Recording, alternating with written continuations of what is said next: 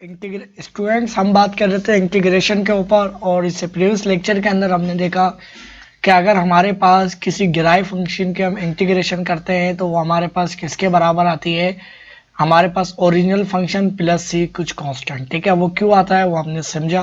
क्योंकि अगर हमारे पास कोई डिराइव फंक्शन निकल के आता है तो हमें नहीं मालूम होता कि उसके साथ, जैसे मेरे पास एक्स स्क्वायर लिखा हुआ हो और इसकी मैं डिफ्रेंशिएशन करूंगा तो आपको पता है क्या आएगी, 2x आएगी। सही है ना, 2x आएगी।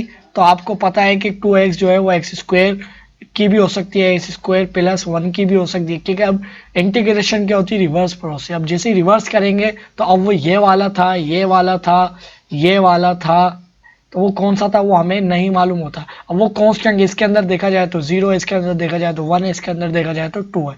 तो इस वजह से हम वो कांस्टेंट लगा देते हैं। सही है, तो हमें ये क्या होता है, इनडेफिनेट होता है। ठीक है, और जब हमें ये मालूम होता है, हमें जब मालूम होगा तो फिर वो इनडेफिनेट नहीं रहेगा और ये बाकी सारी चीज़ें इनडेफिनेट में आएगी। सही है, और ये ऐसा नहीं है कि सिर्फ इनडेफिनेट में आए, डेफिनेट में ये वर्कआउट करे, सॉरी वर्क करें, डेफिनेट इंटीग्रल में भी करेंगे। ठीक है, बस ये सबसे पहले हम ये पढ़ते हैं इसलिए क्योंकि अभी हमारे पास ये इनडेफिनेट था तो हमने इसको देखा कि इनडेफिनेट है। और बाकी अगर हमारे पास हम क्वेश्चन सोल्व करेंगे तो उसके साथ फिर सी नहीं लगाएंगे अगर वो डेफिनेट होगा। डेफिनेट की वाली वो जो क्वेश्चन होंगे और जो उसके रूल जो भी होंगे वो हम आगे देखेंगे। ठीक है, अभी के लिए हम ये समझते हैं।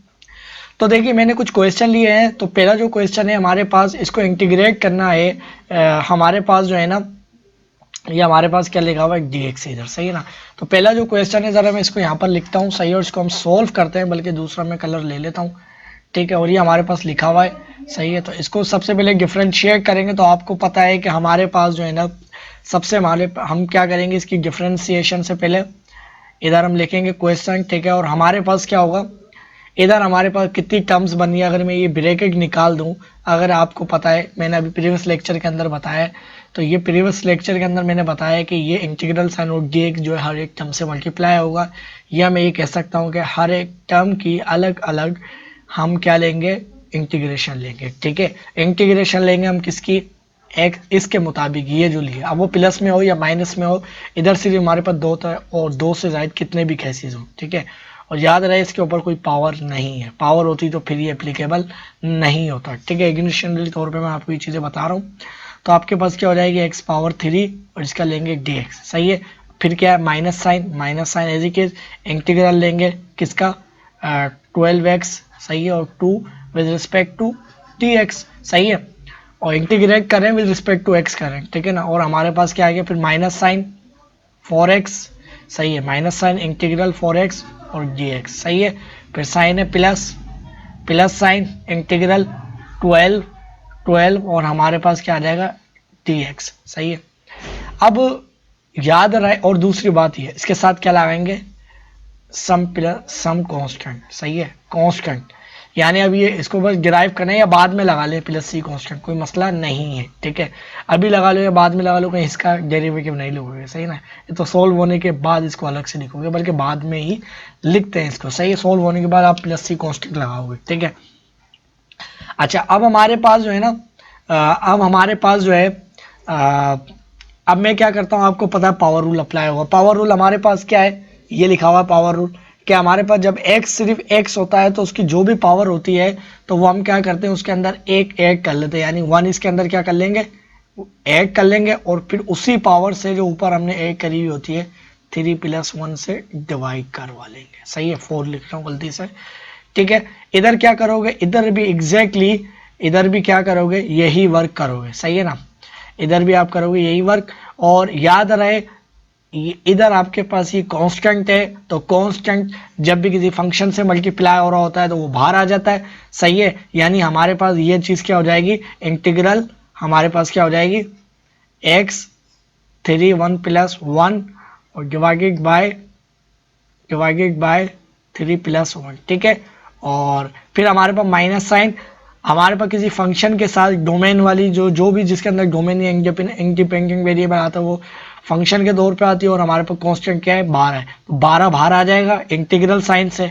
सही है, बिल्कुल अभी मैंने प्रीवियस लेक्चर के अंदर बताया, अगर मल्टीप्लाई हो रहा हो तो सिर्फ इंटीग्रेशन किसकी लेंगे, सिर्फ इस वाले की।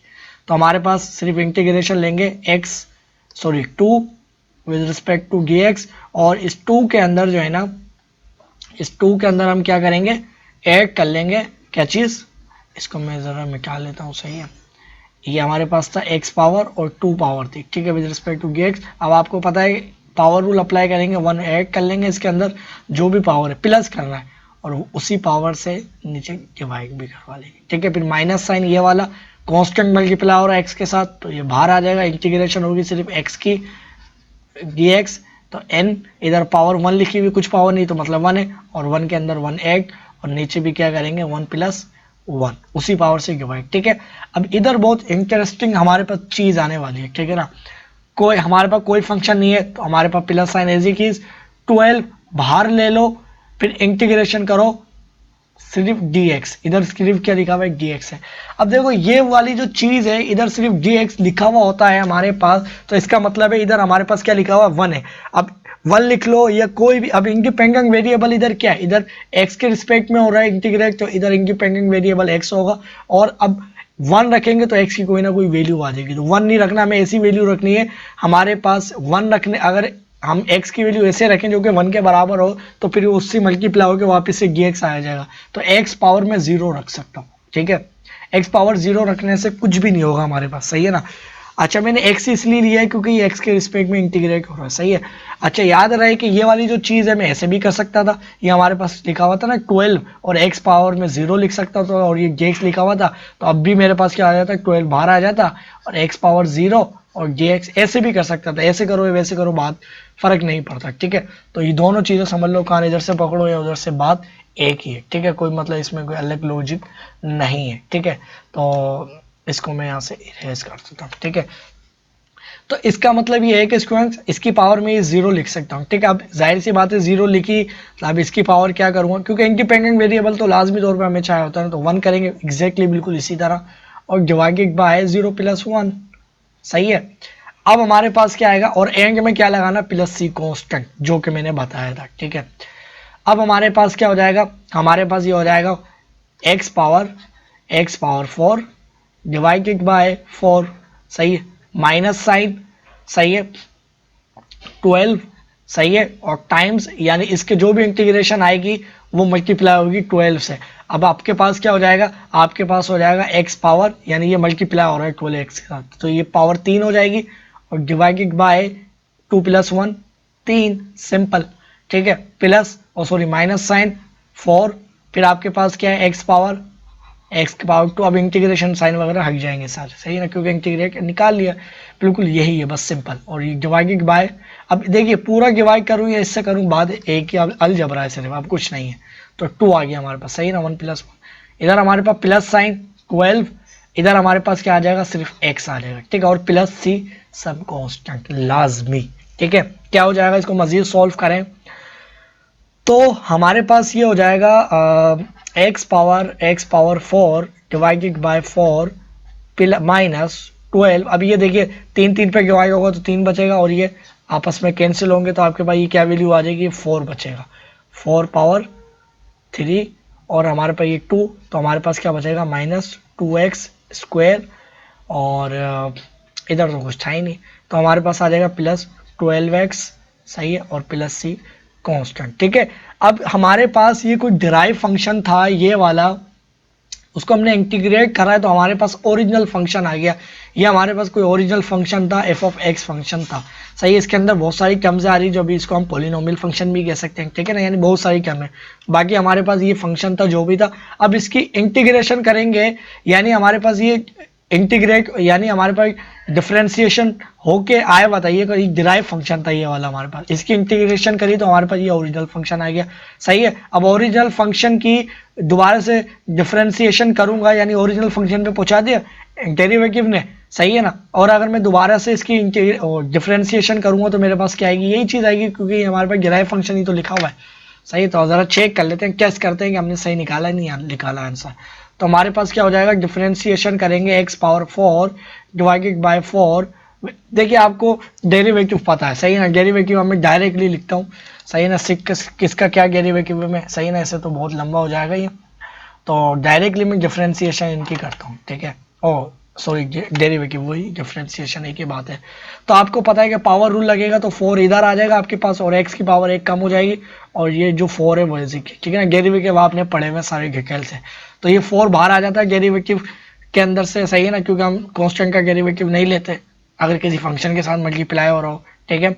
और फिर हमारे पास क्या हो जाएगा, टाइम्स ये जो हमारे पास पावर है वो इधर आ जाएगी, ठीक है, और x की एक पावर कम हो जाएगी जो कि 2, और माइनस हमारे पास क्या होगा 2 बाहर आ जाएगा डेरिवेटिव से, और ये हमारे पास इसके ऊपर सिर्फ x के ऊपर पावर रूल अप्लाई होगा तो हमारे पास 2x, सही है। और इधर हमारे पास क्या होगा प्लस, हमारे पास आ जाएगा 12 बाहर आ जाएगा, और फिर dx plus dx by dx हमारे पास 1 के बराबर होता है, तो इधर 1 आ जाएगा और 1 से मल्टीप्लाई होकर 12, और कांस्टेंट कोई भी नंबर होगा तो उसका डेरिवेटिव क्या होगा 0 होगा, सही है ना। इस वजह से 0 लगाते हैं, वो क्या होगा, वो उसके डिफरेंशिएशन हमारे पास 0 आती है, सही है ना।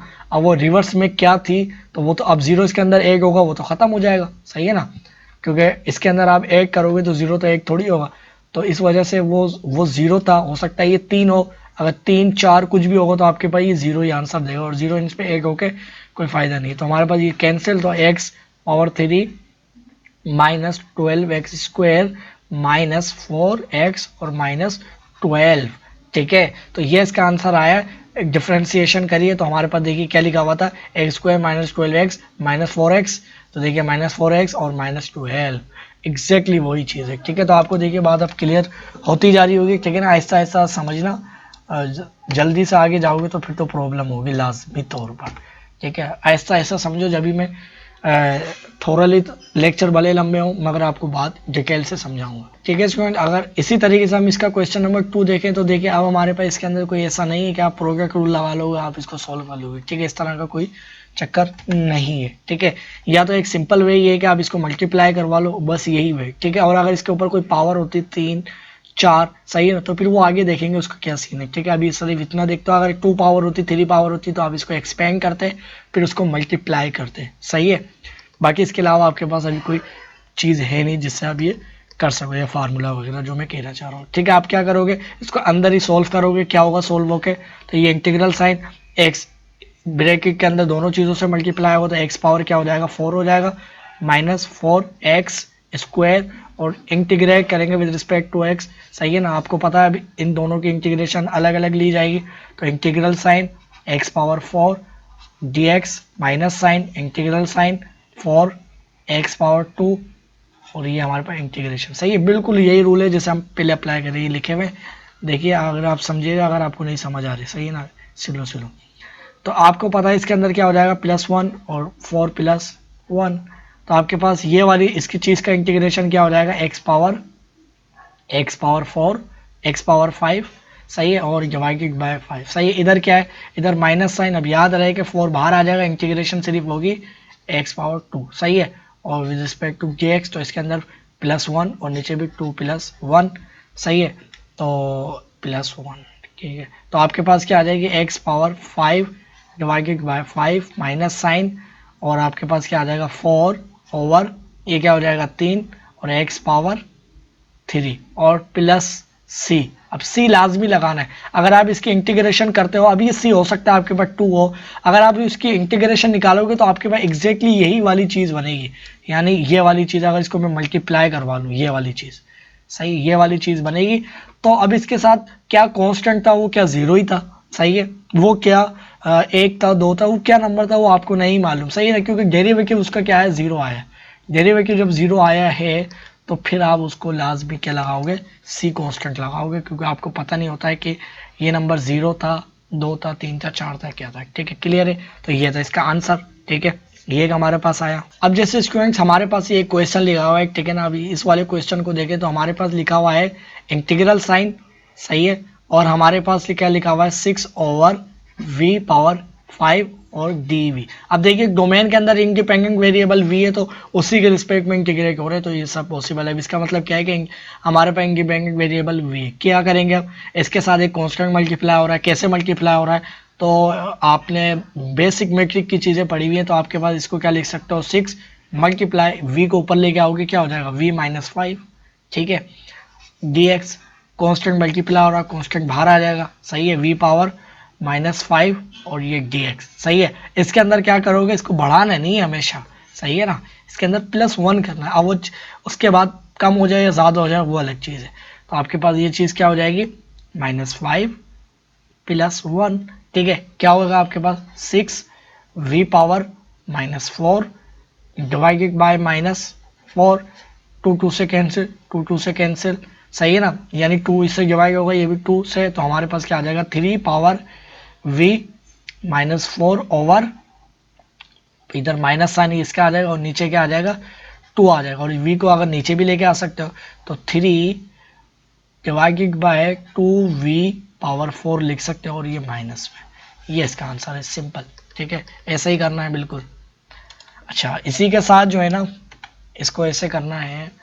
और अब इसको अगर हम इस वाले क्वेश्चन को देखें तो हमारे पास क्या लिखा हुआ है, इंटीग्रल du, सही है, और नीचे क्या लिखा हुआ है u, सही है। अब आप बोलेंगे इधर हम इंडिपेंडेंट वेरिएबल तो कुछ नहीं है, तो हम क्या मानेंगे u⁻0, ऐसा नहीं है क्योंकि हमारे पास इंडिपेंडेंट वेरिएबल मौजूद है, ऊपर नहीं है तो क्या हुआ नीचे तो है, तो ये हमारे पास क्या है स्क्वायर, सही है ना। तो अब जरूरी नहीं है कि इधर ही हो, नीचे भी हो सकता है, तो इधर हम मान सकते हैं कि 1 लिखा हुआ है, सही ना। और u पावर आप अब 0 इसलिए नहीं मानोगे, आप बोलोगे कि 1 के बराबर ये तो ले सकते हैं, वो इसलिए नहीं लोगे क्योंकि एक तो आ गई ना, दूसरी क्यों लोगे, ठीक है ना। इधर 1 मान सकते हो आप सिर्फ, सही है। 1 नहीं भी मानो तो मसला नहीं है, सही है। सिंपल आप क्या करोगे, आपके पास आएगा इंटीग्रल साइन, इसको ऊपर लेके आओगे तो आपके पास बन जाएगा -2 और du, सही है। पावर रूल अप्लाई होगा, पावर रूल क्या करेगा +1 और नीचे भी -2 +1, क्या हो जाएगा आपके पास, आपके पास ये चीज़ हो जाएगी, आपके पास ये चीज़ हो जाएगी माइनस, आपके पास क्या हो जाएगी -1 ओवर -1, सही है। और इधर जब ये -1 है तो आप -1 इधर ले सकते हो, तो ये आपके पास बन जाएगी माइनस, और ये आपके पास बन जाएगी, सही है ना। इधर 1 लिखो और 1 से डिवाइड होके यही आएगा, सही है। माइनस साइन इधर ले लिया और आपके पास ये -1 है, और इस चीज़ को भी आप नीचे लेके आ जाओगे तो आपके पास क्या बन जाएगी u, सही है, 1/u, सही है। 1 लिख सकते हो, कुछ भी नहीं लिखा हुआ, तो ये इसका आंसर है, सिंपल, और कुछ नहीं है, ठीक है। इसके बाद अच्छा एक और चीज़ ये कि ये हमने जो सारी चीज़ें लिखी थी, एक चीज़ मैंने नहीं लिखी, हमने ये भी पढ़ा था कि अगर हमारे पास dx और अगर कुछ भी नहीं लिखा हुआ तो मतलब x⁻0, अगर इधर 0 ही लिखा हुआ हो तो ये हमने पढ़ा था, ये हम जब सॉल्व करेंगे ये हमारे पास किसी कांस्टेंट के बराबर आएगा। अब वो क्यों था, कैसे था, प्रीवियस लेक्चर के अंदर मैंने डिटेल से बताया, ठीक है। अब ये फाइनल क्वेश्चन रहता है, तो देखिए ये वाला जो क्वेश्चन है ये हमने लिख तो लिया, मगर ये क्वेश्चन इन जो हमने अभी चीज़ें पढ़ी है इनकी मदद से तो ये सॉल्व नहीं हो सकता, ठीक है। इसके लिए हमें लॉगरिथमिक इंटीग्रेशन देखना पड़ेगी, वो क्या होती है, ठीक है। आप डायरेक्टली इसे सॉल्व करोगे तो वो पॉसिबल नहीं है, ठीक है। तो ये क्वेश्चन तो मैंने लिख दिया, मगर ये अभी सॉल्व नहीं कर सकते क्योंकि हमने वो चीज़ें नहीं पढ़ी है, ठीक है। तो नेक्स्ट लेक्चर के अंदर हम वो चीज़ें पढ़ेंगे, फिर हम देखेंगे कि ये वाला क्वेश्चन किस तरह से सॉल्व होगा, ठीक है।